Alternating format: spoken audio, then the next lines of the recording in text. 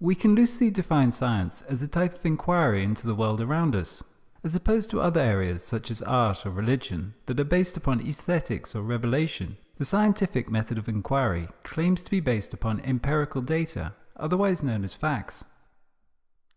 The beginning of the modern era, approximately 500 years ago, saw the development of a systematic and coherent framework for conducting this scientific inquiry. This framework became most clearly formulated within the work of Sir Isaac Newton, and thus Newtonian physics became an example or paradigm of how modern science should be conducted. The Newtonian paradigm is a whole way of seeing the world that describes phenomena as the product of linear cause and effect interactions between isolated objects that are determined by mathematical laws. This view of things results in a very mechanical vision of the world, sometimes called the clockwork universe. This paradigm in turn gave rise to a new method of inquiry called reductionism. Reductionism is the process of breaking down complex phenomena into simple components that can be modeled using linear equations. By then reassembling these individual components, we can understand the whole system as simply the sum of its individual parts. Having been phenomenally successful within physics, this framework for modern science has gone on over the centuries to be applied to almost all areas of inquiry, from biology to engineering and business management, placing it at the heart of our modern understanding of the world. It is only during the 20th century that this approach to science began to be called into question, as the revolution of quantum physics and relativity showed some of its basic assumptions about time and space and causality to be in fact flawed, whilst later in the century, chaos theory began to open up a whole new world of non-linear systems. Outside of science, the world had also become very different from the one of Newton, as globalization, information technology, and sustainability present us with new challenges of understanding, designing, and managing systems that are highly interconnected, interdependent, and non-linear, what we now call complex systems.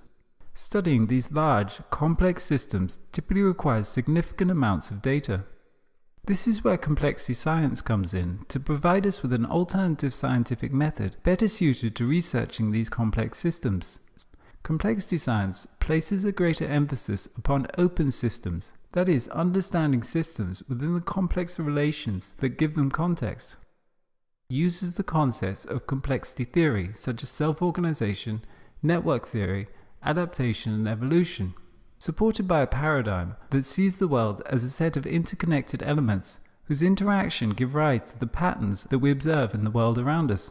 This new theoretical framework is combined with new methods such as agent-based modeling. Agent-based modeling takes a more bottom-up approach, describing them as the emergent phenomena of local-level interactions of agents that are governed by simple rules. Complexity science is providing a fresh perspective for refocusing on the everyday world in front of us and helping us to bridge the traditional divides between sciences.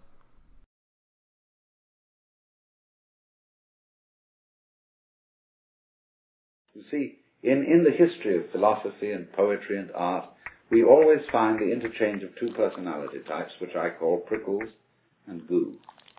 The prickly people are advocates of intellectual porcupinism. They want a rigor. They want precise statistics.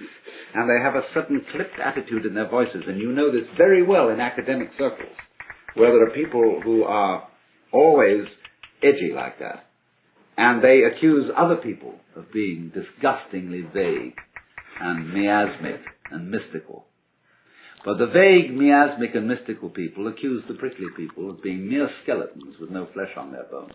And they say to you, you just rattle. You're not really a human being. You know the words, but you don't know the music.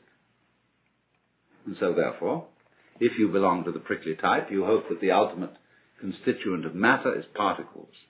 If you belong to the gooey type, you hope it's waves.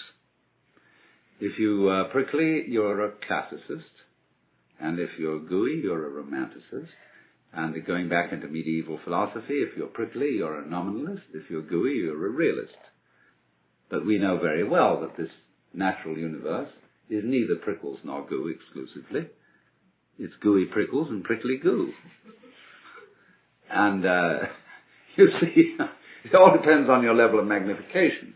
If you've got your magnification on something so that the focus is clear, you've got a prickly point of view. You've got structure, shape, clearly outlined, sharply defined. A little out of focus, it's going to go bleh, and you've got goo. But we're always playing with the two.